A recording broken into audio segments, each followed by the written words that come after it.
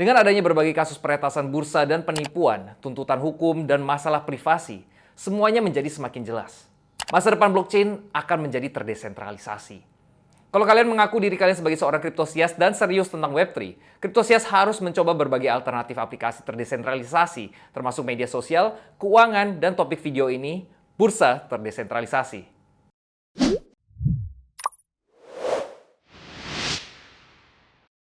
Kriptosias mungkin sudah sering mendengar kata-kata decentralized exchange. Tapi apa itu decentralized exchange? Decentralized exchange alias bursa terdesentralisasi yang disingkat menjadi DEX adalah bursa yang menawarkan akses ke aset digital kita tanpa perantara. Kriptosias bisa membayangkan saja semua fungsi centralized exchange seperti Binance, tetapi semuanya dengan dompet yang Kriptosias kendalikan sendiri.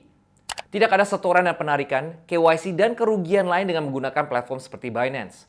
Dan sekarang, saya akan memberitahu Kriptosias beberapa keuntungan dari menggunakan bursa terdesentralisasi di tahun 2023. Salah satu keuntungan utama bagi Kriptosias yang menggunakan bursa terdesentralisasi untuk berdagang adalah kalian selalu memiliki kendali atas dana kalian sendiri.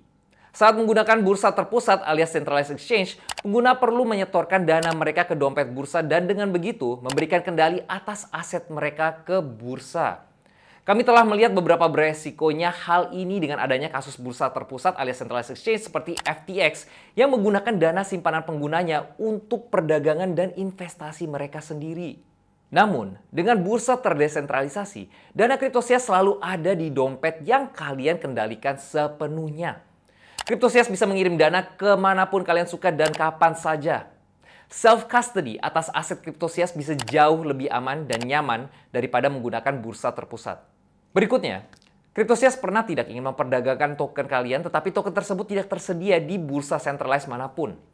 Sejak tahun 2020, kita melihat semakin banyak proyek yang memprioritaskan peluncuran token mereka di bursa terdesentralisasi terlebih dulu, seperti Uniswap atau SushiSwap, sebelum diluncurkan di bursa centralized.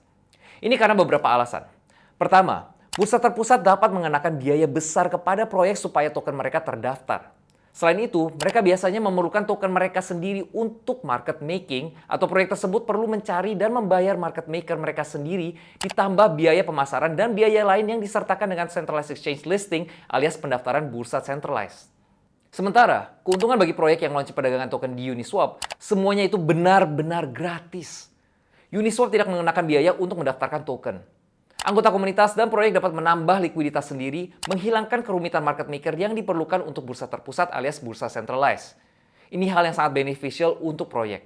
Dan tidak hanya itu, jangan lupa tentang para pedagang juga.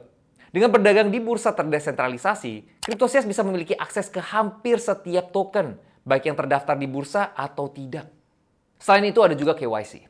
Karena regulator di seluruh dunia terus memperketat aturan seputar bursa kripto, pengguna bursa terpusat alias centralized diharuskan memberikan banyak informasi pribadi ke bursa untuk memulai perdagangan seperti informasi paspor atau SIM, bukti alamat, bukti dana, email, nomor telepon, dan banyak lagi.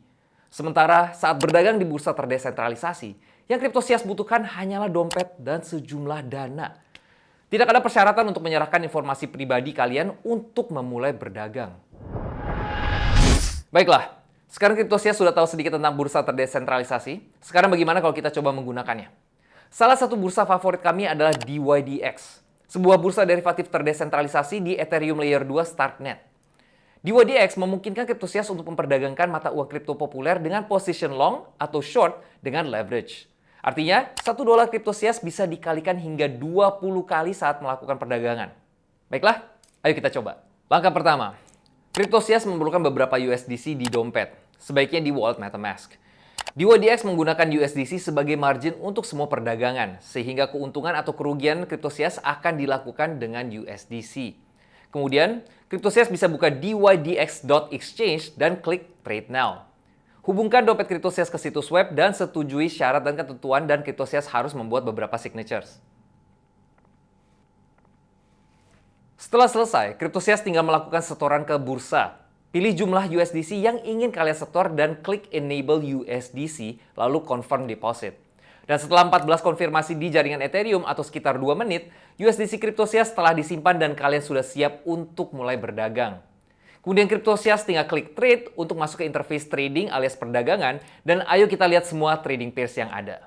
DYDX memiliki banyak opsi untuk trading, termasuk Ethereum, Bitcoin, Polygon, Solana, dan lainnya.